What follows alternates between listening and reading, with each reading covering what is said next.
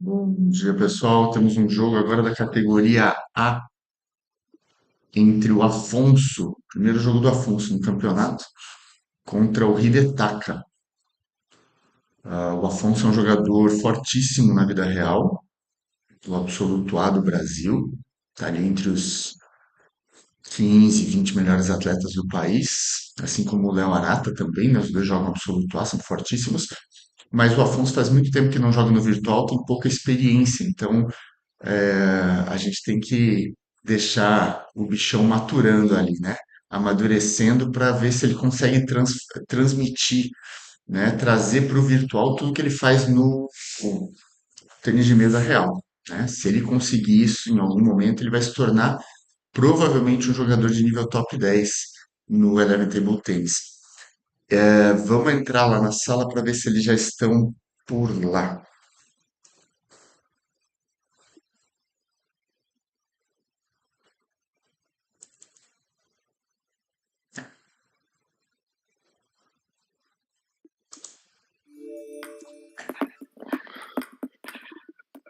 Travou.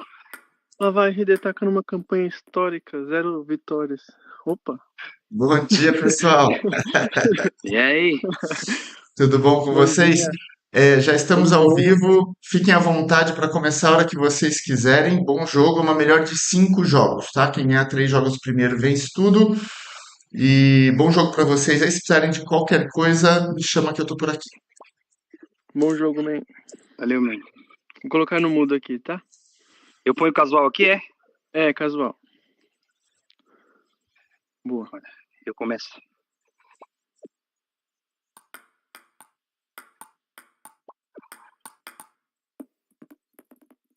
Vamos ver agora, sempre uma expectativa. Marcos, bom dia, tudo bom? Sempre uma expectativa ver esses jogadores muito fortes na vida real, né? Jogando. Deixa eu tirar minha cara feia daqui. Funcionando tudo ali. Vamos ver se o computador está funcionando, todo mundo funcionando, o placar está funcionando. E o Hidetaka vai tentar sobreviver aí aos ataques do Afonso, né? Afonso, mais um caneteiro, né? O cara que joga com muita potência. Vocês podem ver, ó, quando ele ataca é tijolada, né? Não tem meio termo, assim. Tem uma bola muito forte de forehand, mas é aquela coisa, né? O quanto ele está adaptado é o que a gente vai acompanhar nesse torneio. Tem bons jogadores no grupo do Afonso. Ele vai ter que jogar aí com uma galera forte.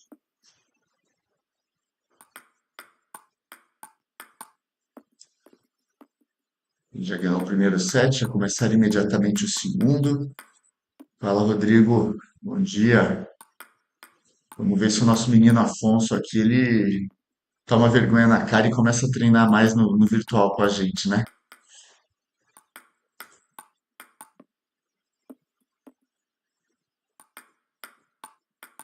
Afonso tem uma academia bonita, né? É em Rondônia. Rodrigo me ajuda, que eu nunca lembro onde é.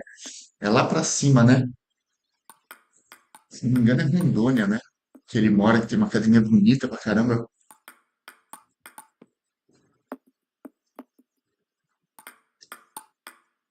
Cara que forehand forte, é bonito. Técnica limpa, né? O Afonso, ele foi, me corrijam também se eu estiver errado, ele foi campeão sul-americano esse ano, né? Teve um sul-americano veterano, né, no Rio de Janeiro. Se não me engano, ele joga a categoria 35 anos, uma coisa assim, né?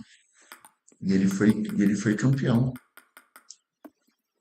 Jogador fortíssimo, realmente. Que se conseguir transferir para o virtual o que ele faz, vai ser um problema para todo mundo que joga hoje na Superdivisão. O maior problema desses caras que tem academia, por exemplo, o Afonso, o Rodrigo Léo e o Ted, o próprio Léo Arata, é conseguir tempo, né? Que dá aula o dia inteiro, tem que fazer o treinamento também, porque né, o Afonso e o Léo principalmente ainda jogam campeonatos, né? Boa. Boa, boa. Aí o segundo já foi melhor. Ó, tá vendo? Tô me adaptando. Vamos lá. Boa. Vamos lá. Então, o Afonso e o Léo Arata ainda jogam os torneios na vida real, né? Jogam o circuito brasileiro, o circuito dos seus estados também. E aí, entre aulas e gerenciar, né, administrar o clube que eles têm, né, academia de treinamento, acaba sobrando pouco tempo para o virtual, né? É uma pena, na verdade. Mas mesmo assim, o Léo Arata já está ali no top 10, né? Acabou de entrar para o top 10 do ranking mundial. E o Afonso também tem toda a condição de entrar para o top 10. É uma questão de conseguir se dedicar um pouco mais, né? Arranjar tempo. Tempo e energia, né?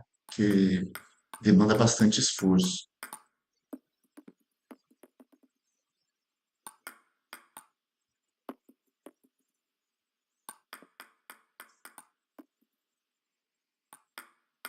Vamos ver se o Hidetaka consegue uma consistência, né, nesse jogo para conseguir complicar a vida do Afonso o máximo possível. Um caminho seria bastante variação de saque e eventualmente alguns ataques para ver se confunde o Afonso na leitura do efeito, né?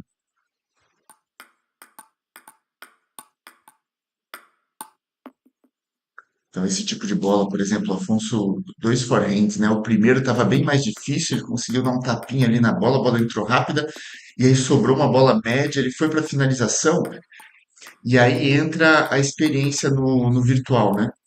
Essa finalização ele errou um ângulo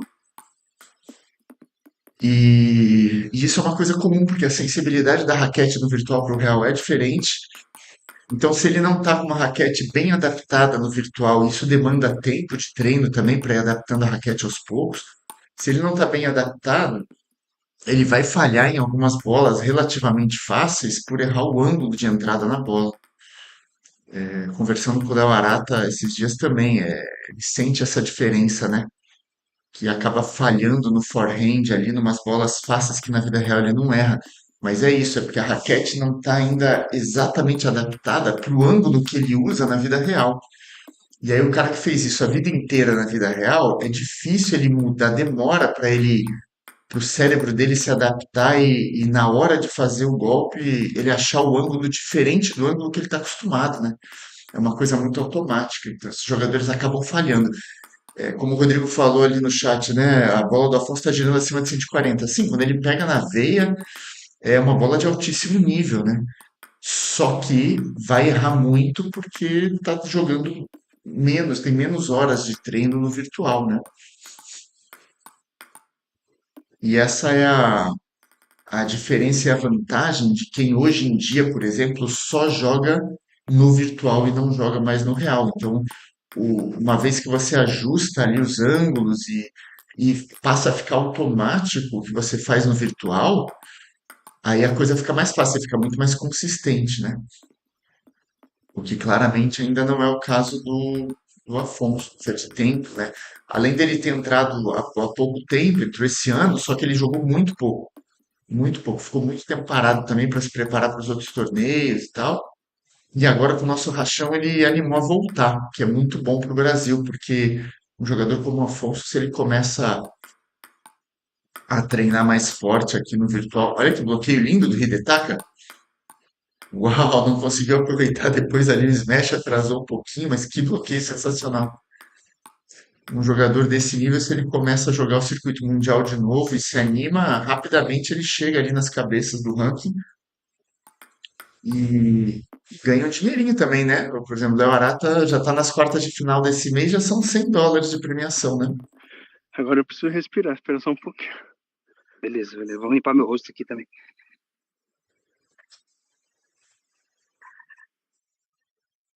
Então, Marcos, essa é uma ideia boa, só que vai muito do feeling, né? Vai muito da sensibilidade que você tem ali para jogar nas duas plataformas, né? No real, vamos dizer assim, no real e no virtual. Porque vai mudar, não tem muito padrão, né? Às vezes as pessoas me perguntam, poxa, eu jogo com tal borracha, qual seria a configuração melhor para o Eleven de tal borracha, né? Bom, primeiro que não é só borracha, tem a madeira também. Se ele jogar, dependendo da madeira que ele joga, também vai dar uma sensibilidade completamente diferente. E não só isso, Bem, A mesa saiu do lugar, né?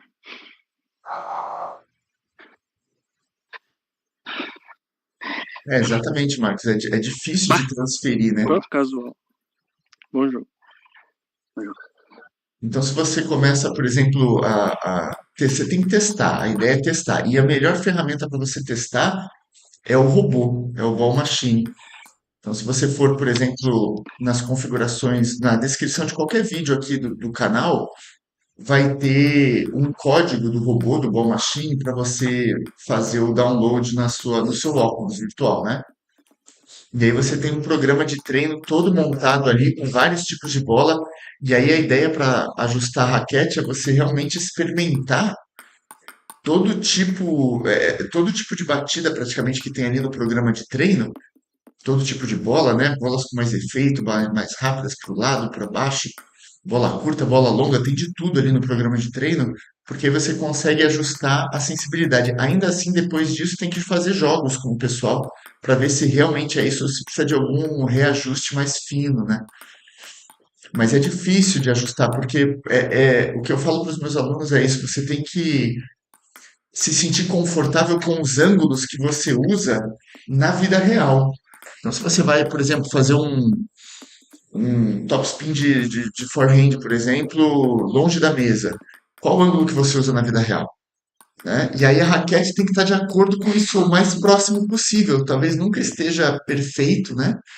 Igualzinho, mas pelo menos se o ângulo for parecido, talvez a bola não saia com a mesma potência que sai normalmente na vida real, mas pelo menos você coloca a bola na mesa e consegue ter consistência. Primeiro passo no VR é conseguir consistência para se adaptar à sensibilidade do jogo, né? Que a física é muito boa, mas nunca vai ser igual à sensibilidade da vida real, né? Pelo menos é o que a gente acredita, né?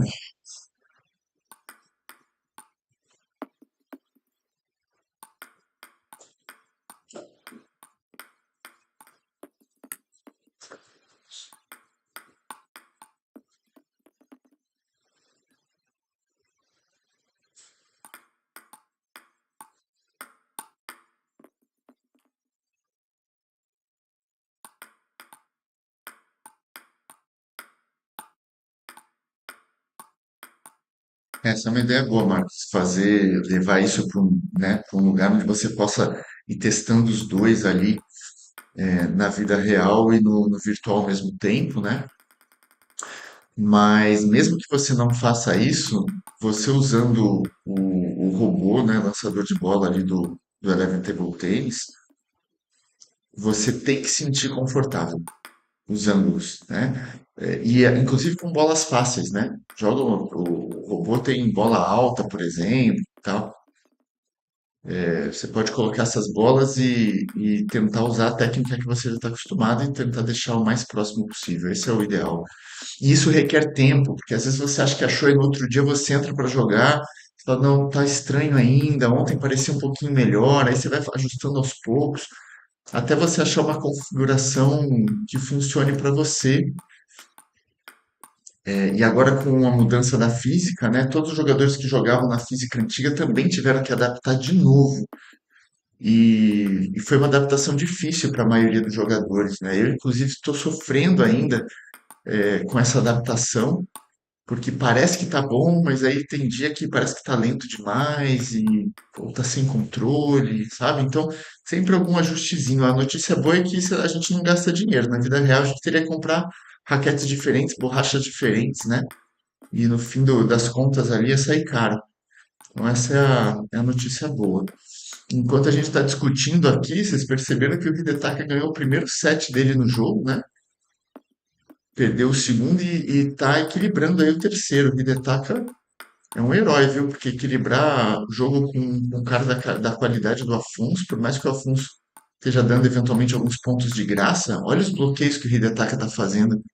134 de spin nesse forehand do Afonso, com 17 metros por segundo de velocidade. É uma bola extremamente rápida e girando muito. E o Hidetaka conseguiu fechar a porta ali no forehand e fazer um bloqueio rápido. Tá equilibrado esse terceiro jogo, né? Se o Afonso ganhar esse jogo, já acabou o encontro de hoje. Deu sorte ali o Afonso agora na redinha, né? Se ele conseguir ganhar agora esse set, acaba 3-0. Mas o Hidetaka fez um jogo, foi crescendo no jogo, foi se adaptando, hein? Excelente. O Hidetaka que joga, na verdade, a categoria B, né? E se inscreveu na categoria A, para também ter a opção de treinar contra os mais fortes. Foi, acabou. Valeu, meu amigo. Obrigado Jogou, pelo jogou. jogo. Valeu, amigo. Vamos marcar aí depois de brincar, ficar brincando.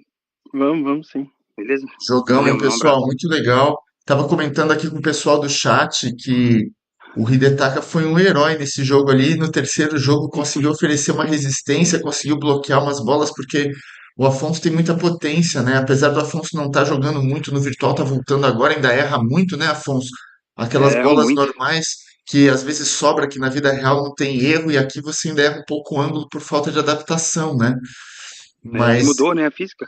mudou, ficou, É. algumas coisas ficaram mais parecidas com a vida real, mas o controle de bola ficou um pouco mais difícil, na opinião de muitos jogadores. Então, tem que adaptar e tem que adaptar a raquete de novo, assim, tem que diminuir coisas da Ah, tá. raquete normalmente. Tá todo mundo diminuindo o coeficiente de lançamento, às vezes diminuindo um pouco o ressalto também. Então tem que mexer, tem que experimentar, né, para ficar mais confortável a consistência, porque um jogador como você, com a potência que você tem, explosão que você tem para jogar, se você consegue ter um pouco mais de consistência, fica muito difícil para qualquer um, né? É um jogo embaçado Tá. porque a sua bola tem muita força, então. E o Hidetaka conseguiu ali se virar, fazer uns bloqueios e, né, Hidetaka é difícil demais, né?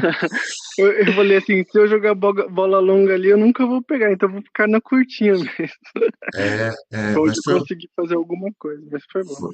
Foi foi um jogo interessante. Vamos ver se a gente consegue transmitir mais jogos aí de vocês dois. Vamos ver como o Afonso também vai melhorando aí ao longo do campeonato, vai se adaptando, né, ao longo dos jogos.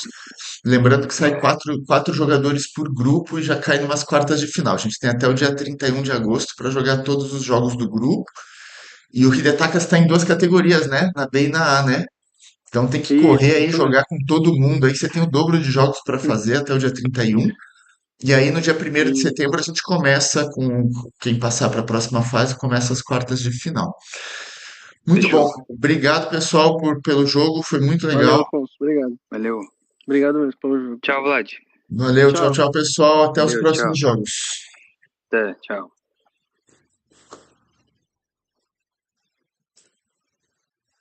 É isso aí. O Afonso é aquele animal, aquele gorila enjaulado, né? Se ele conseguir abrir a jaula e transferir tudo que ele consegue fazer para o virtual, vai ser difícil de segurar o homem, viu? Porque é muito forte. Eu lembro as primeiras vezes que ele. Acho que os primeiros dias que ele estava jogando, a gente fez. Tem até gravado aqui no canal, viu?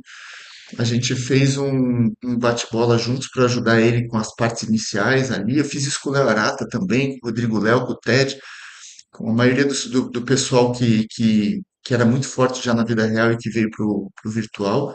A gente acabou fazendo umas sessões ali junto para adaptar. E desde o começo, com pouca adaptação ali, o Afonso já estava jogando aquele forehand dele muito rápido, assim, mas muito rápido. Então é isso, né? Você consegue transferir a técnica, né? A técnica é a mesma, mas aqueles detalhezinhos de ajuste fino de raquete, de ângulo, vão ser um pouco diferentes sempre, né? Antes, na física antiga, que era mais no começo do ano, que foi quando esses jogadores todos começaram, ainda tinha o tempo de bola, que era um desafio. Desculpa, era um desafio para eles, né? Porque a bola tinha uma trajetória onde ela fazia um spin, uma parábola assim mais aguda e caía muito rápido.